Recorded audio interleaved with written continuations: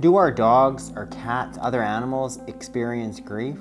Well, currently there's a wild mother orca who has been holding its dead calf up for 7 days.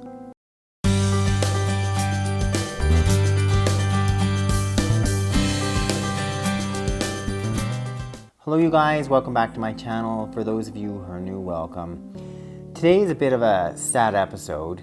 What's been ongoing now, fairly near me, off the coast of Vancouver, between Vancouver and Vancouver Island, there's a mother orca who has been holding her dead baby calf sort of up out of the water for over the last 7 days.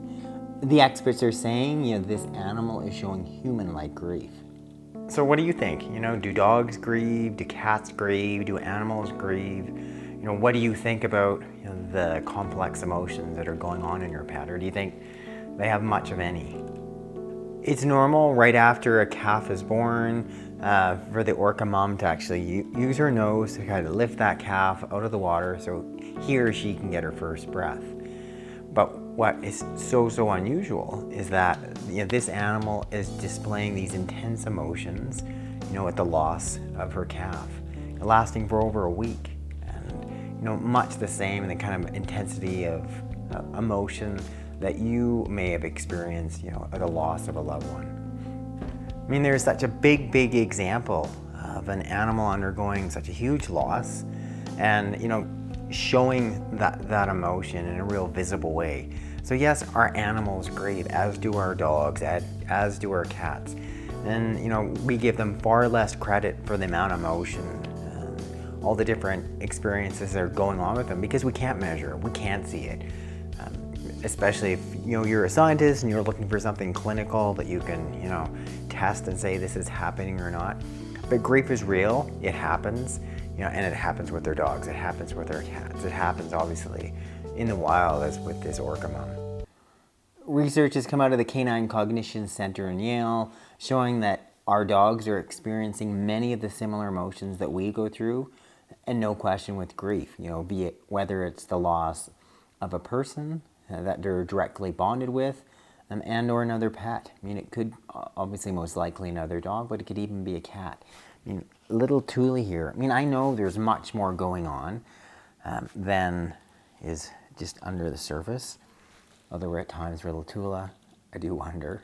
But clearly she's got, some big emotions that she displays. Whether first thing I wake up and she's just boom and happy, so happy to see me. Reading my own body language.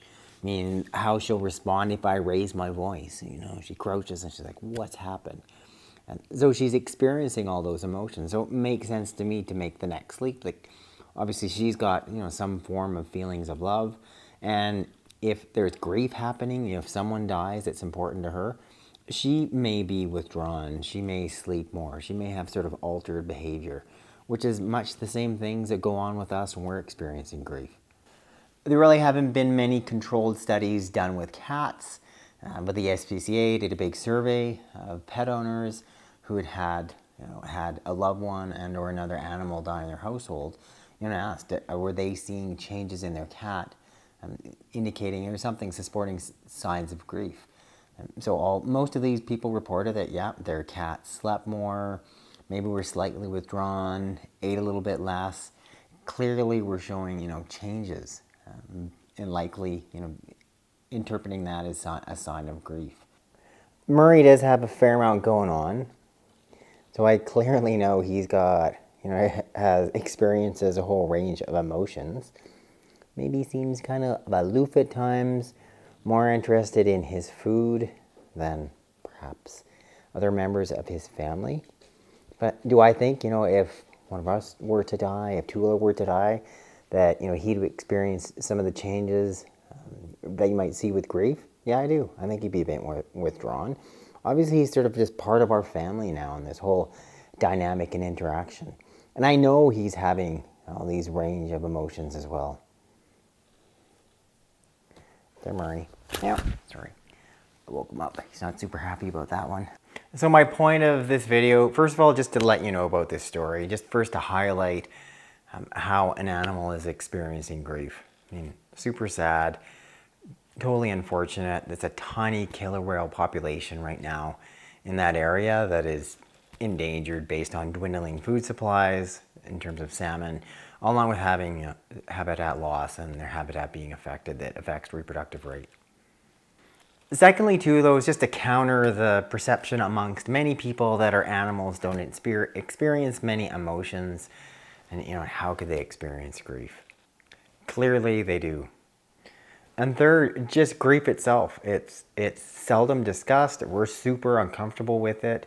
As far as people, we're even more uncomfortable than to make the leap to imagine that our pets are grieving. We need to talk about it.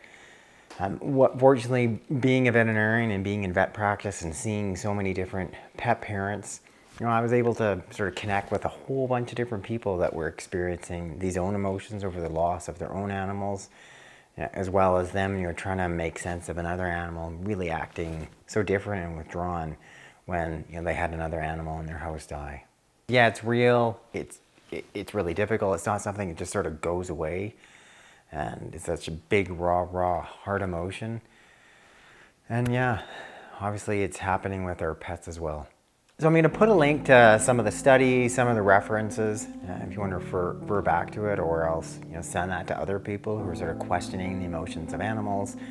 And secondly, thanks for being involved. Thanks for taking the time to watch this video. If you've yet to do so, I'd love for you to subscribe to my channel. You can do that by clicking somewhere up there.